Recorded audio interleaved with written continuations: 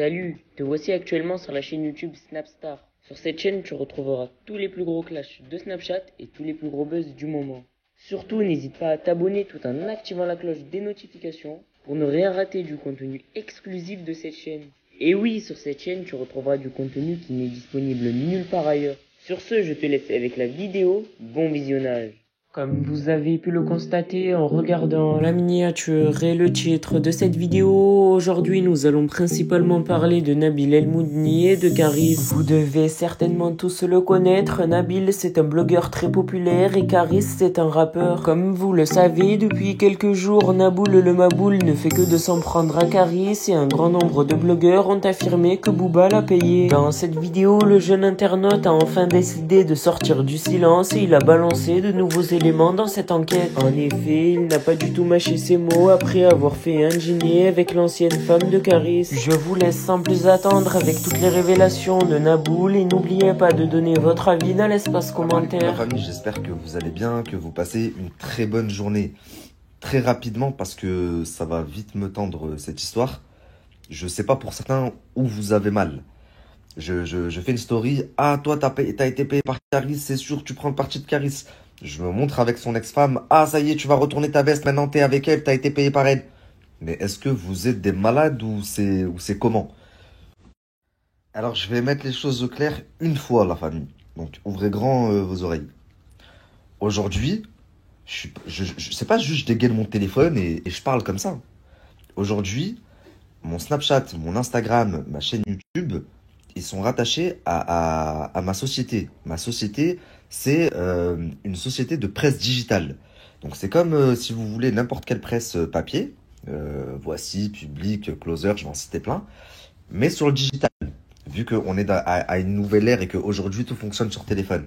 Donc aujourd'hui, quand je traite des informations, que ce soit sur mon Snap, sur mon Instagram ou sur mon YouTube, c'est pas moi, Nabil El Moudni, la personne physique, c'est ma société, la personnalité morale qui le fait, ma société de presse. Vous comprenez ou pas?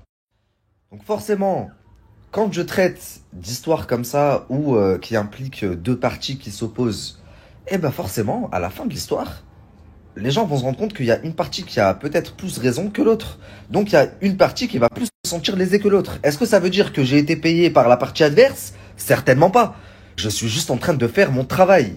Mais forcément, que ce soit un ou que ce soit l'autre, pour certaines personnes, je suis payé. Ou alors je suis... je retourne ma veste parce que elle a peu... Non, il n'y a pas de ça, la famille. Je traite des informations maintenant en tant que professionnel.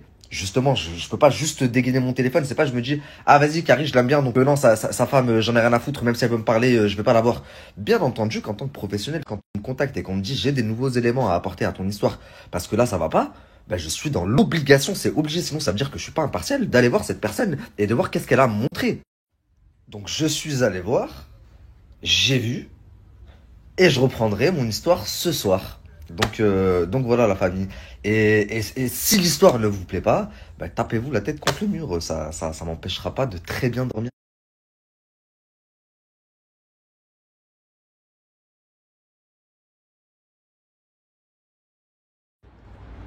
La famille, il y a une queue, c'est incroyable.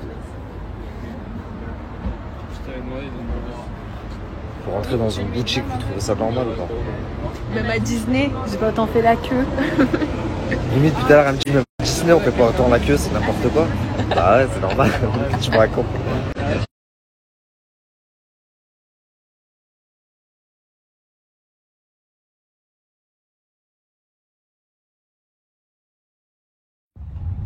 La famille, je vais vous expliquer pourquoi mon retard.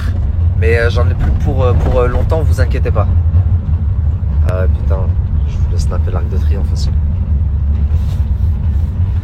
Bon, je vous explique. Ce matin, tout à l'heure, je descends de l'hôtel où j'étais. Et avec Noémie, en attendant le taxi, on se rend compte que, après, on se dit peut-être qu'on est un peu parano, mais on se rend compte qu'il y a un mec, un Renoir, barbu, grand, baraque, qui est en train de nous filmer en fait. Et il s'approche de nous et quand j'enlève mes lunettes comme ça et que je le fixe, il se tourne de dos, il se met de dos. Donc je me dis c'est quand même bizarre. Du coup il est resté planté là comme ça quand il a vu que je le fixais pendant au moins 5-10 minutes le temps que mon taxi arrive de dos à moi. Mais en tout cas j'ai vu en train de filmer. Donc me dis putain c'est bizarre. On prend le taxi, donc on arrive sur l'avenue Montaigne et arrivé là-bas, je vous ai dit, j'ai snappé, je faisais la queue pour entrer dans une boutique et là pareil, 10 minutes après que moi j'arrive, il y a un scooter ou une moto qui se gare un peu plus loin, je vois un mec, c'était un mec différent, même exactement le même profil, il enlève son casque, il avait une casquette, des lunettes, pareil, il arrive, mais lui ça se voyait qu'il filmait, il snappait clairement en ma direction. Donc je me suis dit c'est bizarre, soit on me suit.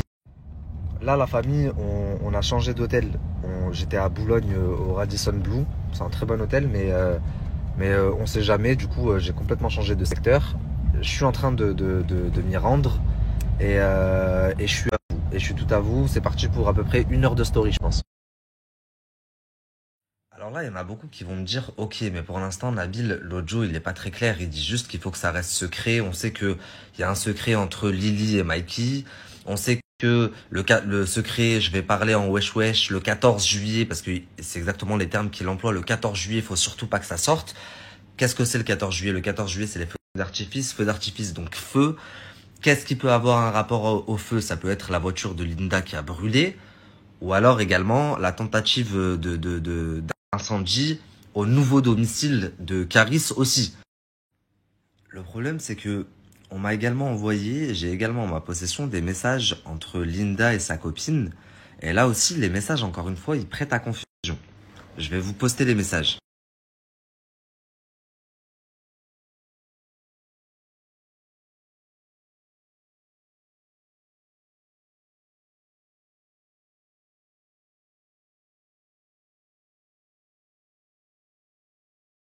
En fait, là, ce qu'on veut savoir, la famille, c'est qu'est-ce qu'il a fait Mikey? C'est quoi le petit secret? C'est quoi le 14 juillet? C'est quoi là dans les messages que Linda elle dit c'est bon, j'ai pas dit non plus ce qu'a fait Mikey?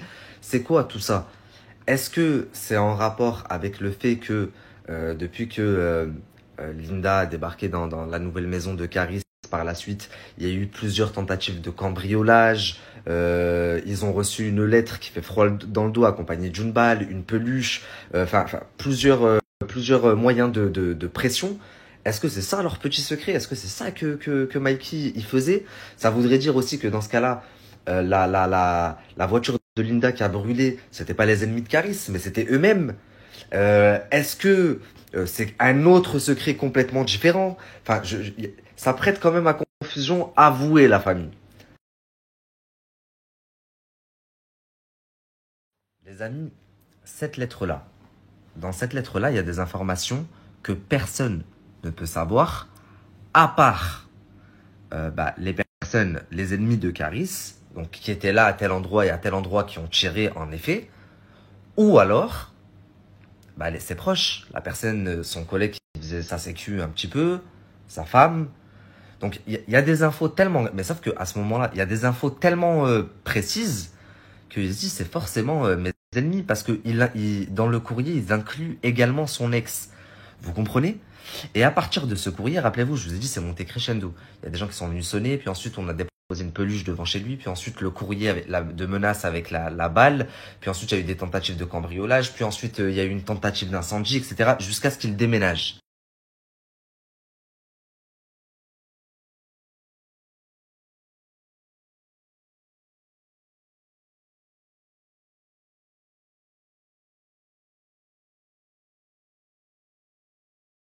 La famille, même si Linda elle m'a fait de la peine, sur le coup je me dis quand même, elle m'a fait du vice à la fin. À la fin elle me dit c'est quand même très important, il faut que tu dises avec Mikey c'est rien passé, c'est juste un ami, machin. Enfin, elle insiste vraiment là-dessus. Alors moi j'ai des conversations, je vous ai pas tout mis parce que c'est pas mon genre, il y a certaines choses que je mets pas. Mais je sais qu'il s'est déjà passé quelque chose avec. Donc je me dis si elle m'a menti sur ça, sachant qu'on était en privé, il n'y avait pas de caméra, il y avait rien du tout. Elle m'a peut-être également menti sur d'autres choses. Et sachant que je vous ai pas mis la moitié des éléments que j'ai, parce qu'il est 2h30 du matin, qu'il est tard, ma femme elle dort déjà, je vais la rejoindre et nous on va se dire à demain matin. Demain je me lève, je déjeune et je vous termine cette story.